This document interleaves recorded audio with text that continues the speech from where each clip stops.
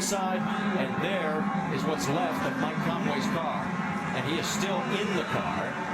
The safety crew has got his helmet off. All right, let's go back and show you what happened here. That car is certainly destroyed, but you can see Mike moving inside the car. He's going on the inside of Ryan Hunter-Reay. This reminds me almost of Dan Wheldon's crash here in turn 3 and 4 quite a few years ago. And the car is up into the fence, which is almost reminiscent of Kenny Brack's accident at Texas quite a few years ago, guys. Very, very lucky. And then he was with this whole race, and I saw one quick clip. Oh, there you go. I mean, anytime you see a car end up like that, get up in the fence and rip it apart.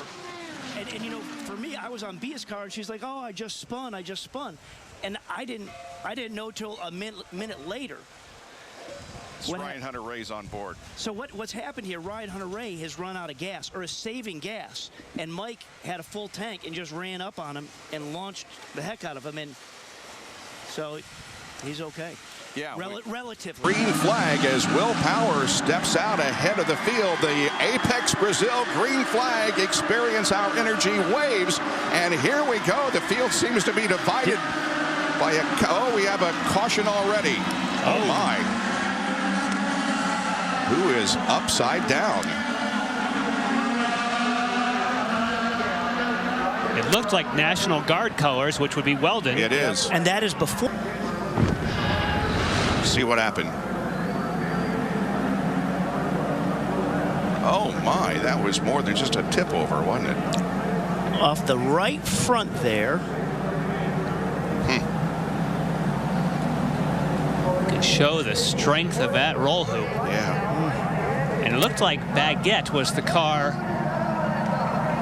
that was behind him. And that's what I say, it was just the right front. It was just a simple little clip. There's the clip. Yep. And it sends you over. Well, wow, that was a nasty one. Well, that's, you know, when we talk about the challenge of IndyCar racing, open wheel racing, and while you don't spend a lot of time touching out there, that's why right there. St. Petersburg here to start the 2011 season is green.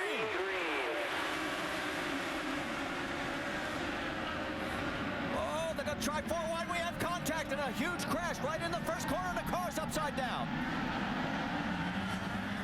Helio Castroneves involved. Scott Dixon is involved.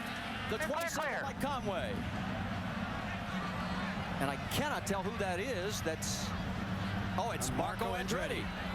Look at this. Well, as you can see at the start already, they're not really as closely lined up as they should be, but a lot of movement in the back section there as it is. Marco just gets himself in too strong. The back end starts to come around. Remember, the tires are cold. There is no temperature. The low pressures are there. You don't have the grip with the car as you would if you ended up running the car for a couple of laps. There again, look on the inside. Marco Andretti is now starting to dive down the inside. He's on the paint from the runway. There is no grip on that paint, and you can see what happens. Everybody else starts to just go around him, trying to avoid it, and it just ends up with carnage with all cars going in all different directions. Well, and it looked like Marco got some help from Helio Castroneves. Castroneves got into his rear tire and sort of pushed him over as well. I go back to Al Unser Jr. talking in the drivers' meeting. He said, guys, you got to take care of each other through these first couple of corners. Obviously, didn't take enough. Let's just ride along.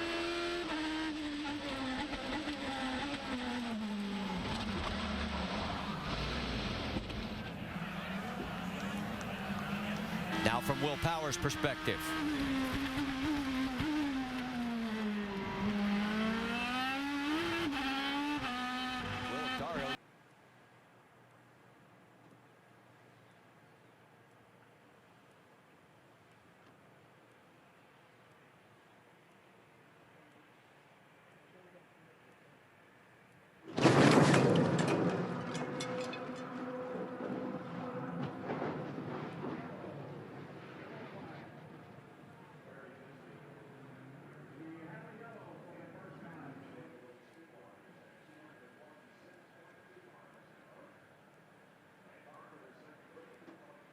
Go back to racing. Probably made some change in that pit stop we had. Trouble. The 82 of Tony Kanaan, the 22 of Thomas Scheckter. A big contact. And Tony is on his lid. Okay, Tony. walking to the vehicle. We'll take it back. Here's a replay. Oh, Tony on the low side, and then what's ended up happening with Marco, he ends up just getting squeezed from Thomas Schechter, the 22 machine, on the right-hand side, and so he ends up then getting into Tony, which then starts all this off, and that's why you saw the right front suspension damage on the 26 Sato machine of Marco Andretti. And there's no safer barrier on that inside portion of the wall, but thank goodness those tires were there. That absorbed a lot of that shock. So the car's sliding around, getting into the tires and up and over. Now, if the safer barrier was there, Marty, I would probably say that the car would not have gone. When all of a sudden backwards, I felt the car start taking off, and that's where I'm like, oh snap, this is gonna hurt. I closed my eyes to that point because I didn't know what's gonna happen, and when I opened, I was actually not quite understanding because I not even felt an impact on the landing. And Roger was on the radar, "Are you okay?" And I was like, surprisingly, yes, I'm okay. The car was actually pretty comfortable. And as soon as I made turn one, the car just flipped. And the first flick, I still in control, but suddenly it escaped out of my hand and it just went completely.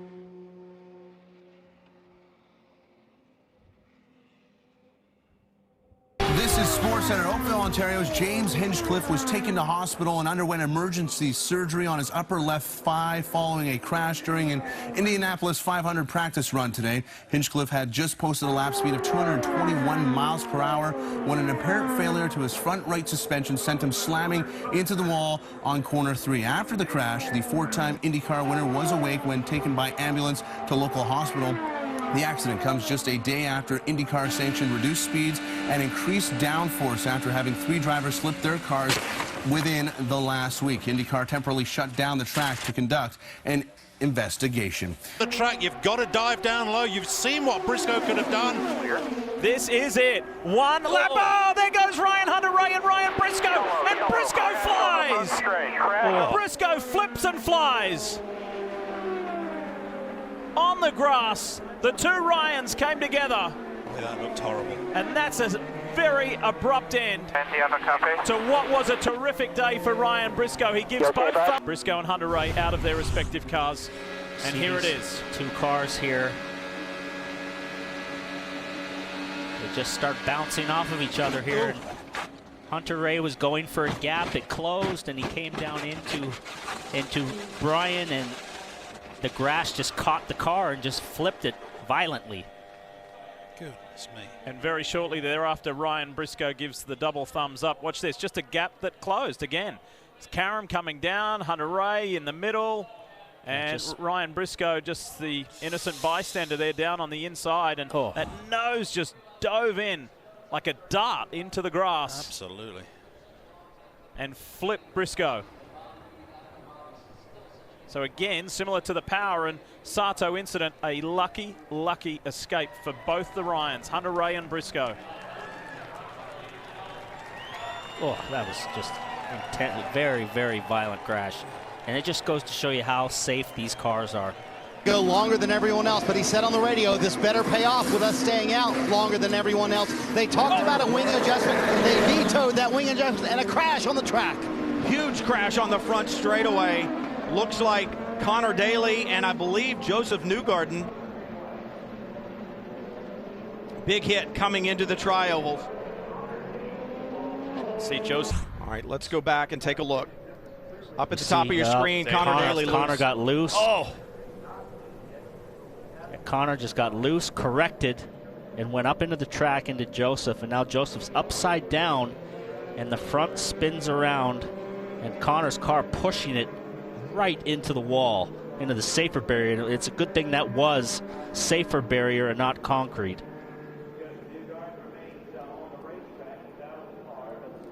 And these two guys are the best of buddies too. They're best friends. So this is a double hard. Yeah, they came up through the junior formulas together.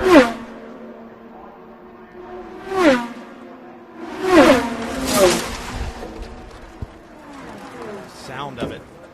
And the violence that you see with which Connor's car snaps. Watch this. He gets loose and now he's going to correct. Wow. Vicious crap. Jones, tenant du titre du championnat Indy Lights. Et il continue sur un rythme d'enfer. Hein. Sébastien Bourdais, attention, qui perd la voiture. Choc terrible. Waouh. Et là, on a forcément très peur.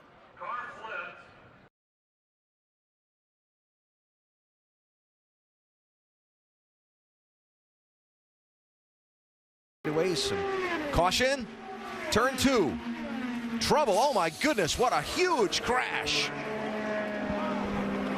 Scott Dixon is in it.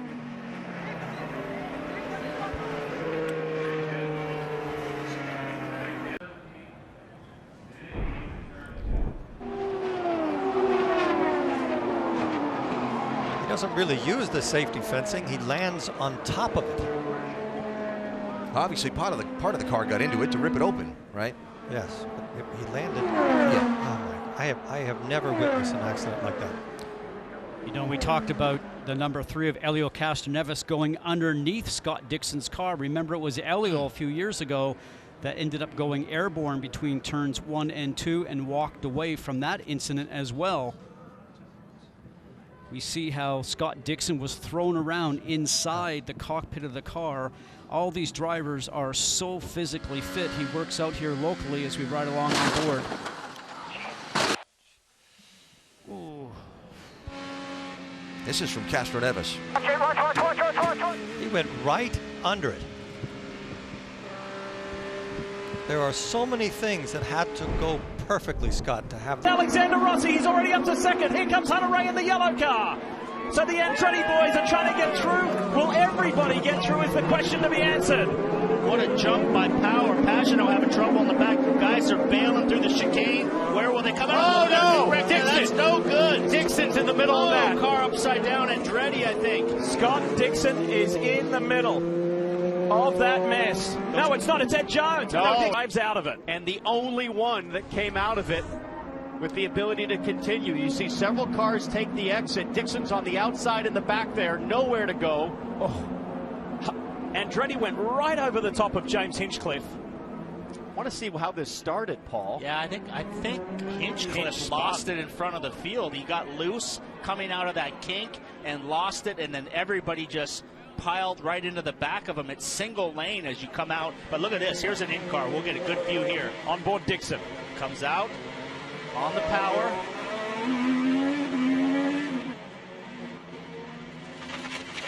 Can't even see so much. How does he not hit anybody? Unbelievable. Still curious what kicked this off. This is Hinchcliffe, and we think this is the car that went sideways that was the catalyst for it. Still out there. All right, you're clear through. Got Zach Veach. Veach is squeezing him. He was all over the curb and just tried to ride the curb out. Look at Marco's car goes over the top, but he tried to ride up on there, and he passed about 8 cars down into the first corner. But Simon Pagano shows his speed right away. But Alexander Rossi pretty well smoked on the front straightaway. Now Ryan Hunter-Ray is to the inside. Huge crash. Hunter-Ray, Sato. Oh no, and Rossi is in it. A lot of cars. Up in the fence is Rosenquist. This is disastrous for Rossi in the championship. His teammate was involved like he was last year Sato. In turn 2. Sato's involved. Upside upside down. Sato's car on fire too.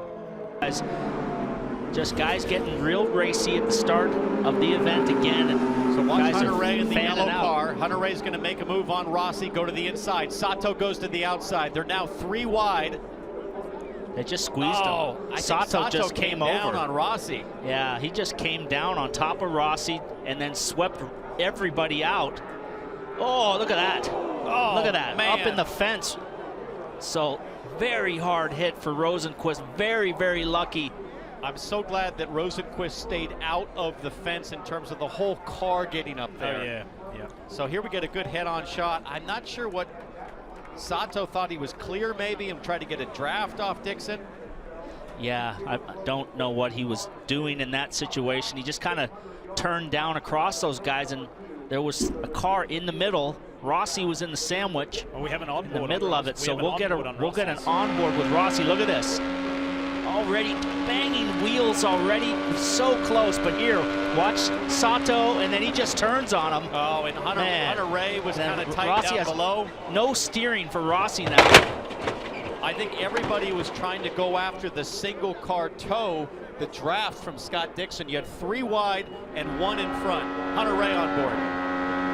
Passing his teammate here, so he's on the inside clear of him. Then watch Sato he tries to shoot that gap, and it was not there. Not on at all.